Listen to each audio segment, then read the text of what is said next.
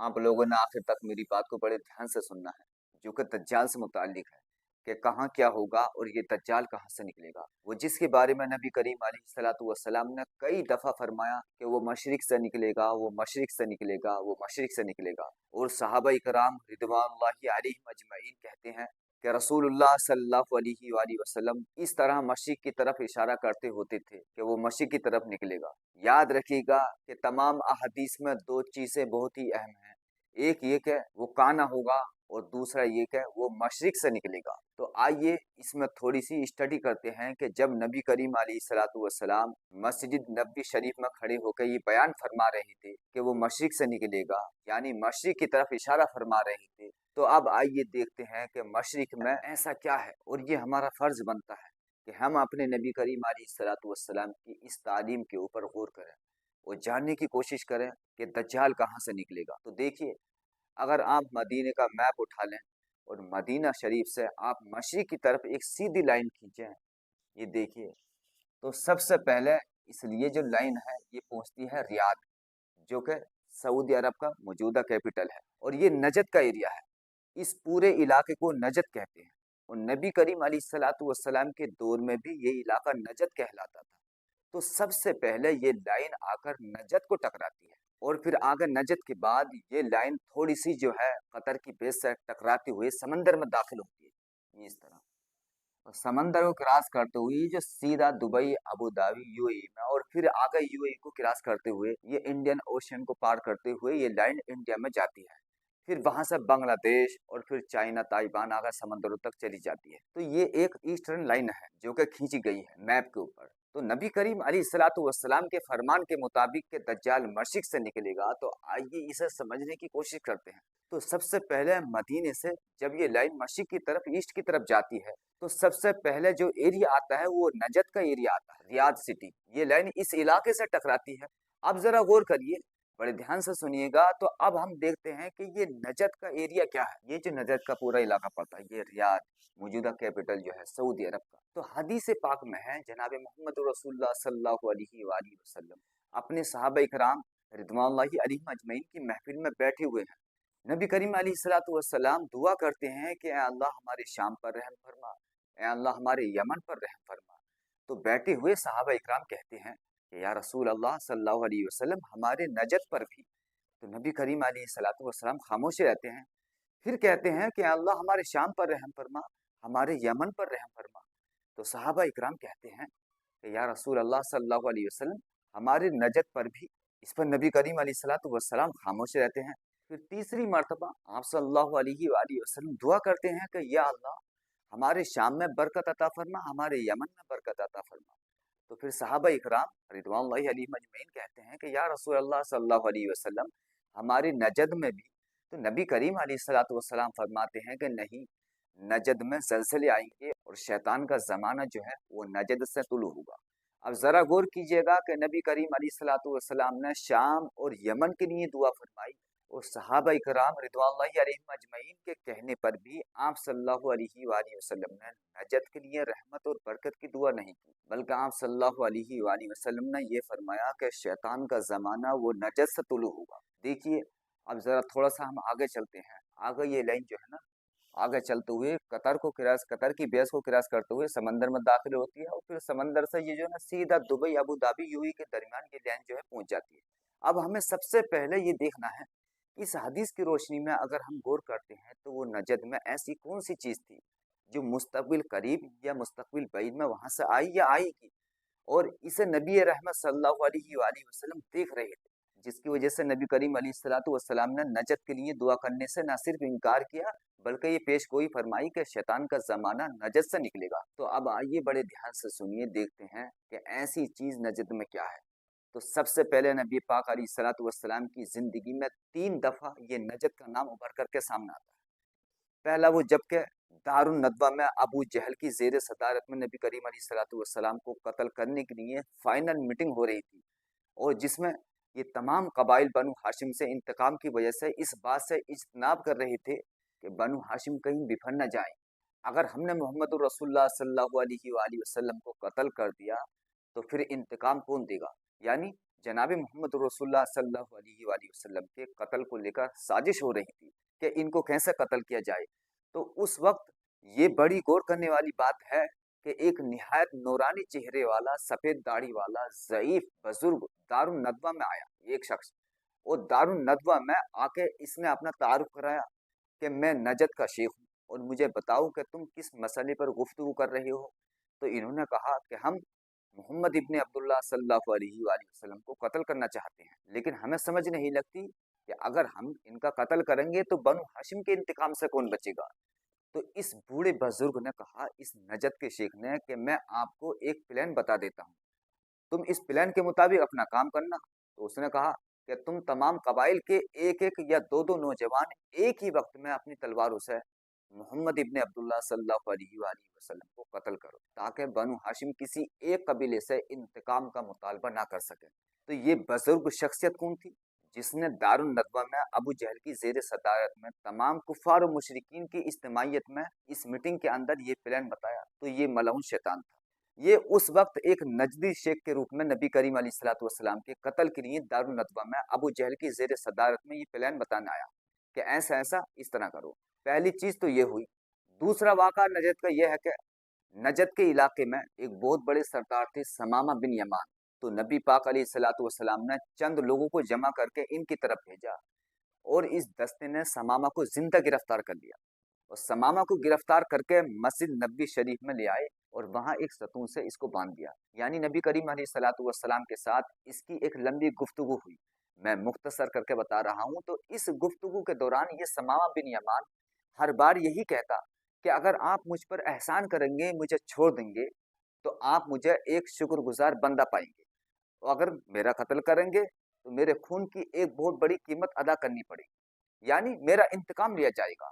तो हुआ ये कि 3 दिन के बाद नबी करीम अलैहिस्सलातु वस्सलाम ने इनको जो है छोड़ दिया और ये शख्स आप सल्लल्लाहु अलैहि वसल्लम के अखलाक से मुतासिर हुए और मुसलमान हो गए। और मुसलमान होने के बाद जो है इन्होंने फिर उम्रा किया और वहाँ मक्का में ये ऐलान कर दिया जाते ही कि जो भी खाने पीने की चीज़ें, तमाम तरह की जो भी चीज़ें नजद के जरिए से मक्का शरीफ में आती हैं, तो समामा बिन यमान रज़ी अल्लाहु अन्हु ने इन तमाम चीज़ों पर रोक लगा दी और इन्होंने अपने ऐलान में कहा कि जब तक जनाब मोहम्मद रसूलुल्लाह सल्लल्लाहु अलैहि वसल्लम मुझे इजाज़त नहीं देते, ये नजद के ज़रिए से हर आने वाली उन तमाम चीज़ों से पाबंदी जो है नहीं हटेगी।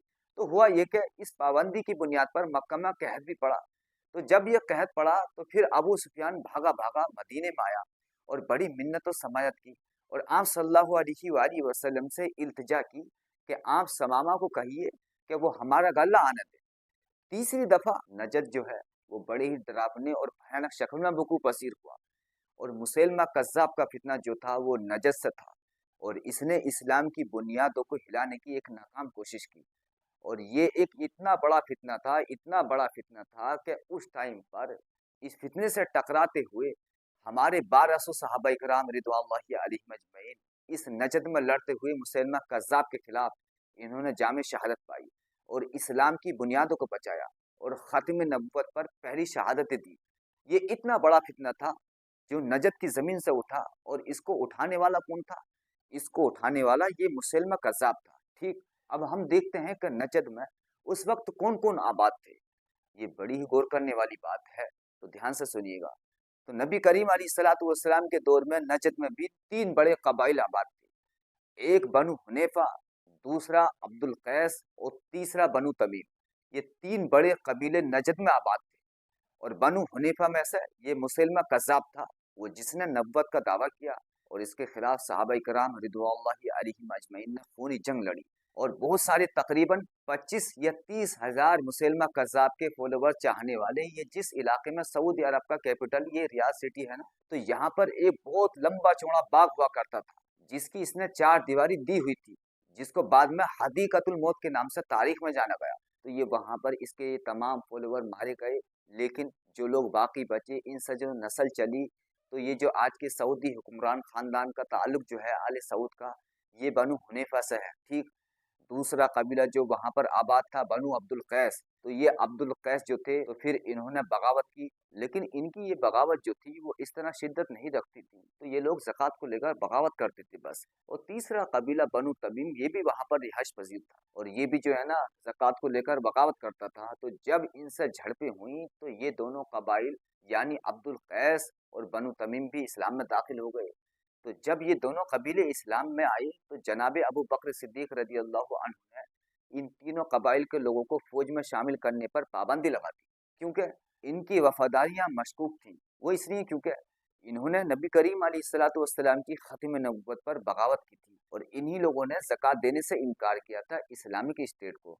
तो लिहाजा अबू बकर सिद्दीक रदी अल्लाह अन्हु ने बनु तमीम और बनु अब्दुल कैस और बनु हनीफा, ये इनके तमाम अफराद पर जो है इस्लामिक फौज में शामिल होने पर पाबंदी लगा दी। ये एक तारीखी सच्चाई है। तो मेरे नाज़रीन, इसके बाद सैयदना उमर फारूक रदी अल्लाह अन्हु का दौर आया।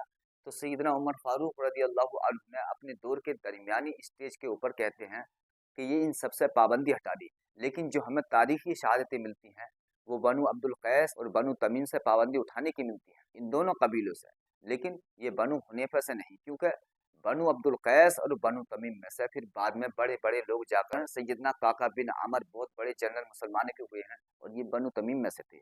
ये लोग इस्लाम में दाखिल हुए और आगे चलकर इन्होंने जंगें भी लड़ी, लेकिन कुछ वीक शहादत ये भी मिलती है कि बनु हुनैफा से भी ये पाबंदी उठा ली गई थी। बहरहाल, लेकिन बनु हुनैफा का कोई बड़ा किरदार जो है ये हमें सैयदना उमर फारूक रदी अल्लाह अन्हु के दौर में ईरान और रोमियो की लड़ाई में नजर नहीं आता। ठीक, तो इसके बाद हम आगे चल कर देखते हैं कि यही बनु हुनैफा जो है तो इन्होंने खारजी रूप धार लिया था और सैयदना अली रदी अल्लाह अन्हु के खिलाफ में जो बगावत हुई, इसमें जो मेजर किरदार नजर आता है वो बनु हनीफा के लोगों का होता है। और फिर जब हम आगे चल कर देखते हैं कि बनु उमैया के दौर में भी तो एक वहां पे खारजी हुकूमत अकेले इस्लाम में जो अभी तक कायम हुई है, तो ये खारजी हुकूमत नजद के एरिया में कायम की गई थी और नजद बिन अमर इसका जो था ना वो हुक्मरान था और इन्होंने एक खारजी ममलिकत बनाई जिसके खिलाफ पहले बनु उमैया ने लड़ाई की, फिर अब्बासियों ने आके इसको मलियामेट किया।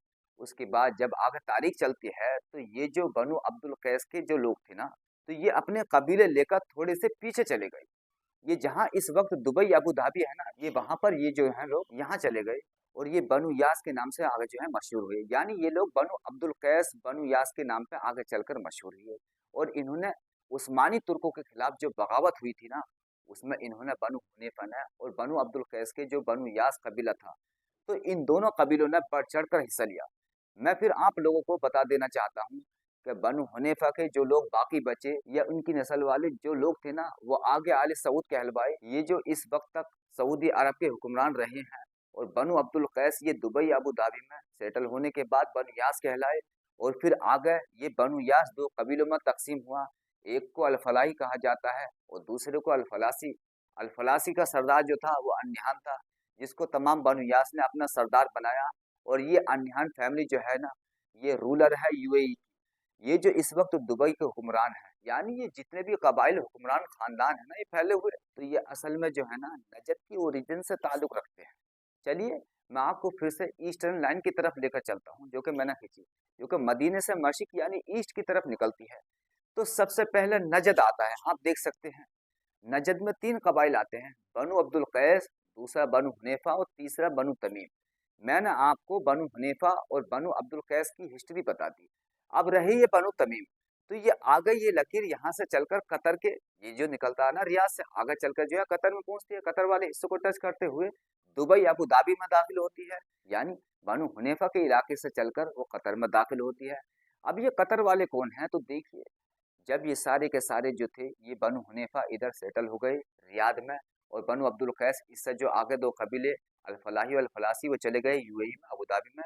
तो ये जो बनु तमीम के जो लोग थे तो इन्होंने कतर पे कब्जा करके कतर को अलहदा किया और वहां पर अपनी हुकूमत बनाई। तो ये जो कतर का रूलर खानदान है वो बनु तमीम से है और दुबई अबू धाबी वाले जो हैं ये यूएई वाले ये बनु अब्दुल कैस से हैं और ये जो सऊदी अरब वाले हैं ये आले सऊद, तो ये बनु हुनैफा में से है। ठीक, तो मेरे नाज़रीन इस वक्त इस्लाम के इस दिल के ऊपर, इस्लाम की इस मुकद्दस तरीन सरजमीन के ऊपर नजदी कबाइल का कब्जा है।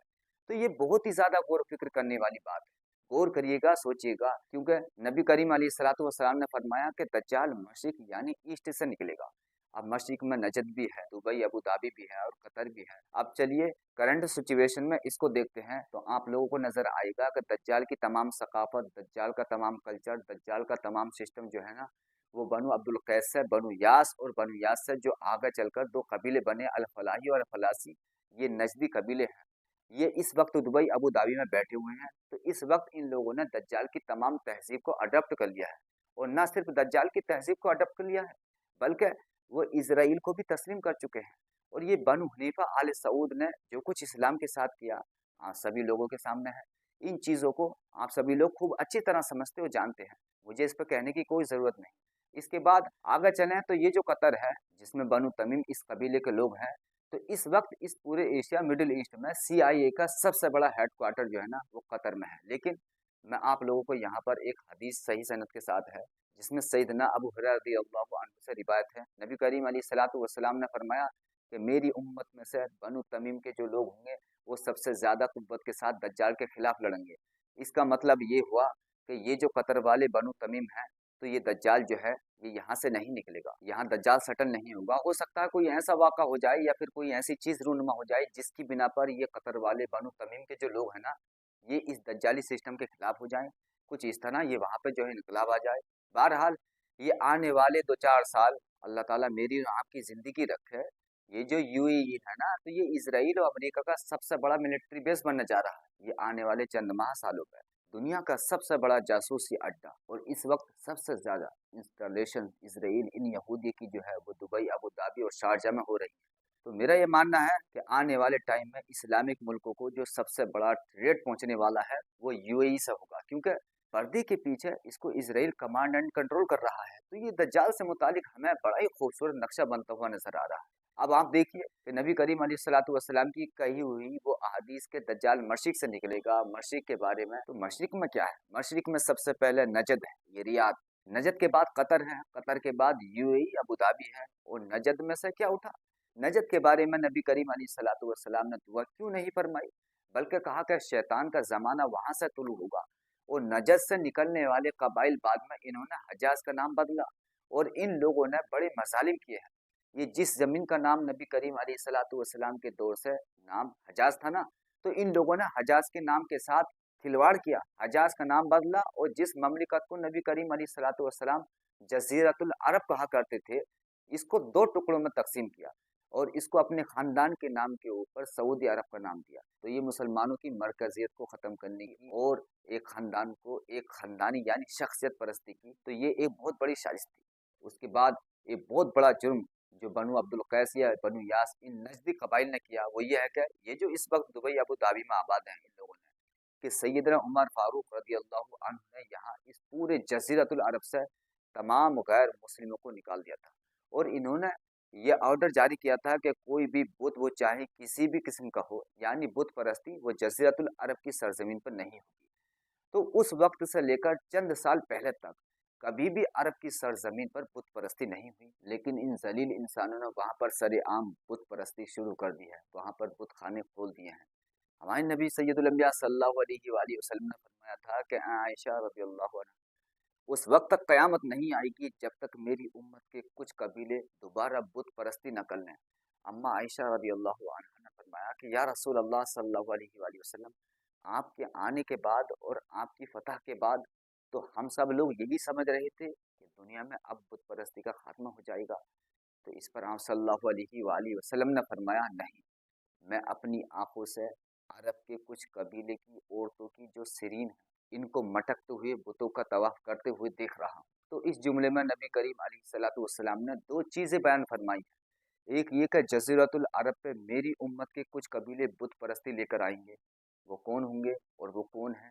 तो ये नजदी कबाइल है, ये बनु अब्दुल कैस से ताल्लुक़ रखने वाले जो आगे चलकर बनु यास बने, और फिर वो दुबई अबू धाबी में आबाद हुए, और आबाद होने के बाद आगे जो है ना अल फलाही और अल फलासी के नाम से मशहूर हुए।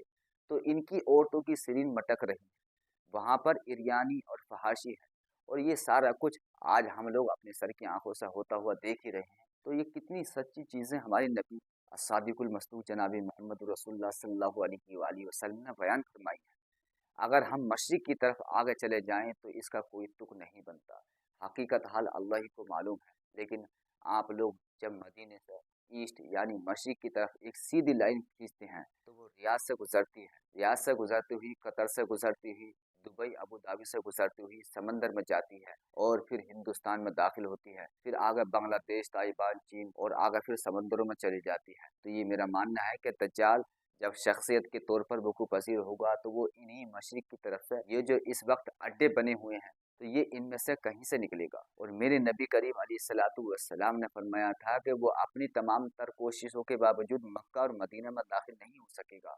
और एक रिवायत में है कि खुरासान से आने वाली जमातें मेहदी की हुकूमत को मजबूत करेंगी और बनु तमीम के लोग मेरी उम्मत में दज्जाल के खिलाफ सबसे सख्त मज़ाहमत करेंगे। तो ये तमाम चीज़ें हम लोग बहुत ही जल्द ये आने वाले चंद माह सालों में देखने जा रहे हैं। लेकिन आप लोग इस बात पर थोड़ा सा सोचें कि हमारे हजाज मुक़द्दस के साथ क्या हो रहा है, वहाँ पर क्या कुछ किया जा रहा है, और ये हमारे जज़ीरतुल अरब के साथ क्या हो रहा है, और इसके बारे में हमारे नबी करीम अलैहिस्सलातु वस्सलाम ने क्या फरमाया है।